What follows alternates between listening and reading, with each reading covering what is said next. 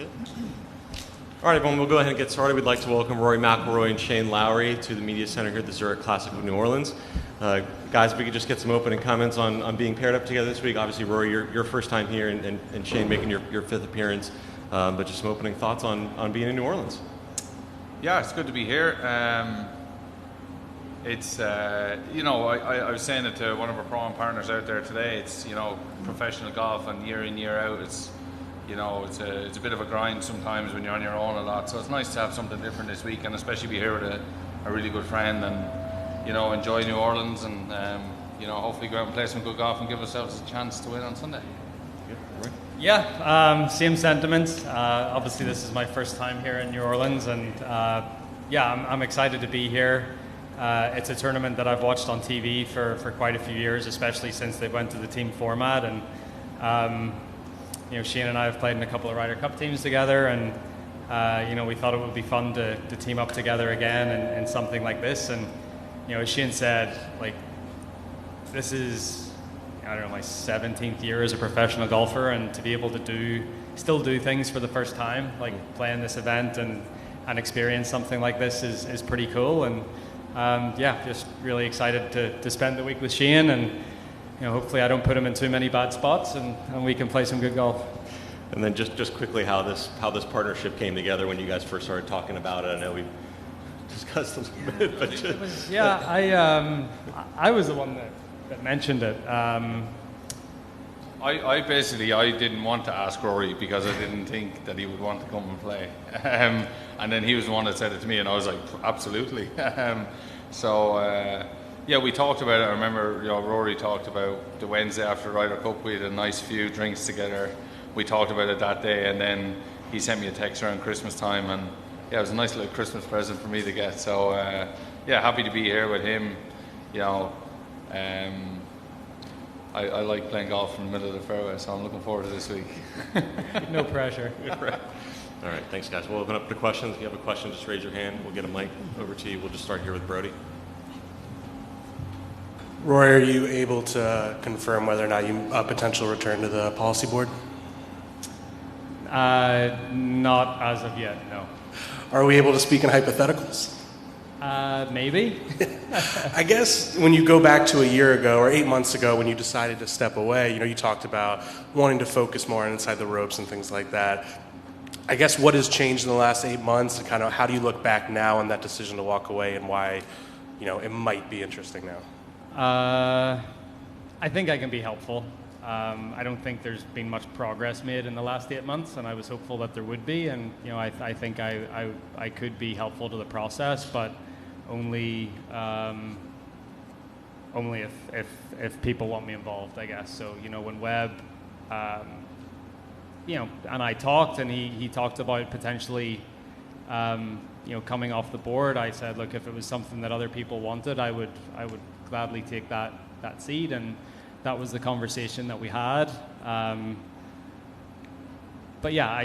think that's the whole reason. I feel like I can be helpful. I feel like I care a lot, and I have some pretty good experience and good connections within the game and sort of around the wider sort of ecosystem and everything that's going on. So, but at the end of the day, it's not quite up to me to just come back on the board. There's a process that has to be followed, and but I'm willing to do it if that's what people want, I guess. And unification has been your big thing the last few months. If hypothetically you were back, is that something you would then even have a stronger stance on the board? Absolutely, yeah. Yeah, I think it's the only way forward for the game of golf. I mean, you've said before, I think, that maybe you didn't always see eye to eye with some people before on matters. How do you manage that, I guess, if you're back, in terms of trying to kind of steer things a certain way? Compromise, but also, try to articulate your points as well as you can, and try to,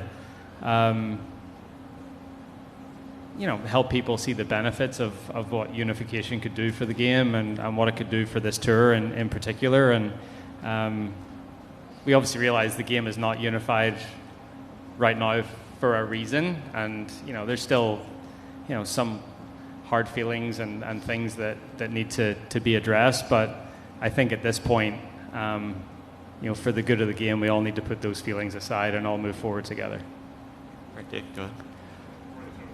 Rory, along those lines, did you feel almost like a physical sense of relief or a burden when you originally left? Because you talked about not being able to sort of spend or split your time with the demands of that job, and then also trying to be the best golfer you can possibly be. Yeah. It sounded like it sort of I feel, yes and no. I would say that I've played some of my best golf while being a PGA Tour board member, so I don't think it really hindered me, but it was maybe just taking away some time from me pursuing things or spending time doing things that I wanted to do at home, and having to hop on calls 2-3 times a week, and just the whole the whole thing started to take a toll, as it has on a lot of the players, right? Like we're golfers at the end of the day. We don't need to be trying to run a $15 billion business. We need to go out there and play golf and let the business people do the business things. On the matters of golf, Shane, I saw that you and Rory were out in the practice area yesterday playing together, hitting practice shots and things like that around. How often in a tournament other than this would you guys do that? Is that something that just is unique to this venue, or is that something that you guys might ever do outside of, say, Ryder Cup? Well, it just kind of happened yesterday. We were going to go out and play the course, but the course was quite busy and we didn't want to spend too long doing that, so we said we'd do some chipping around the chipping green. Yeah, I mean, I used to do it historically for years. I've done it with Padraig Harrington over the years, but he's a lot of time on Champions Tour now. We don't typically do it. Rory likes to play and practice early in the mornings, and I don't, so we don't really play that many practice rounds together throughout the year. We play a few, but not that many, and so yeah, it just kind of happened yesterday, and it's good fun, and I think it's a good way to practice. And I think for kids, if they want to practice, get a friend or a person, anybody who wants to practice, get a person to play against and go and chip around the green, because I think that's a good way to get better.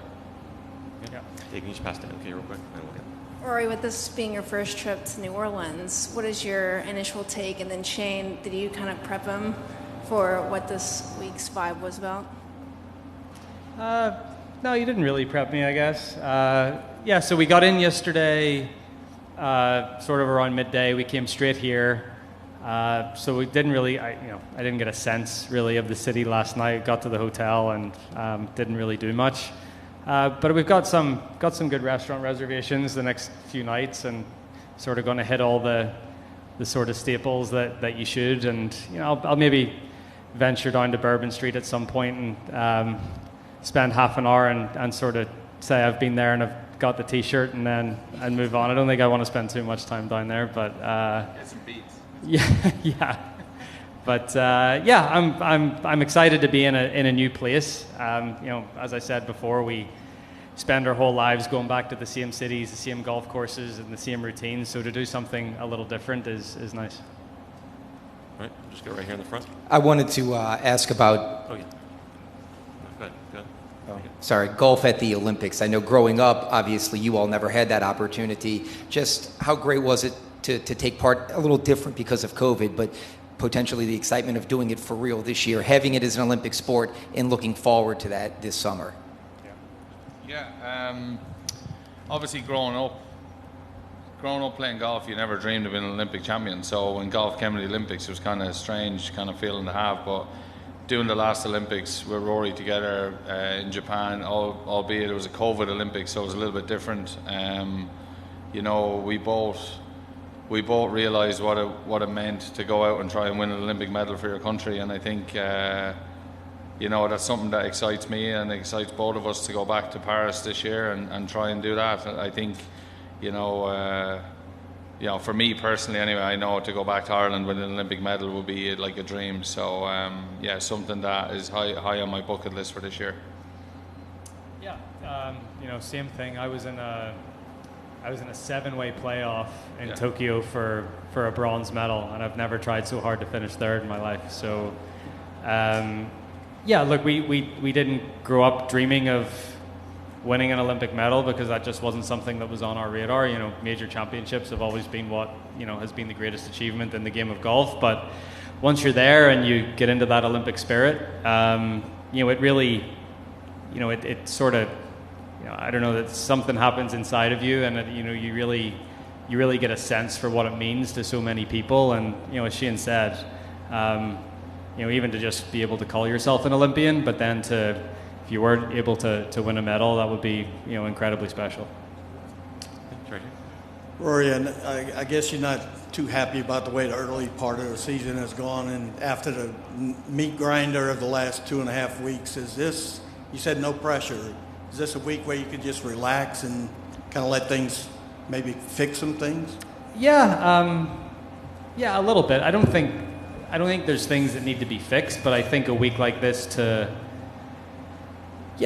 sort of relax and play under maybe not the amount of pressure or the stress that we've both been under the last couple of weeks, I think is a nice thing. So, and it's nice to be able to rely on a teammate every now and again, and bail you out of trouble, or know that you don't have to play perfect golf because you've got someone right there beside you. So yeah, it's a nice week for that. There's still a lot of FedEx Cup points on offer, and we know if we have a good week this week, that'll get us both up the FedEx Cup list and put us in a really good spot going into the summer.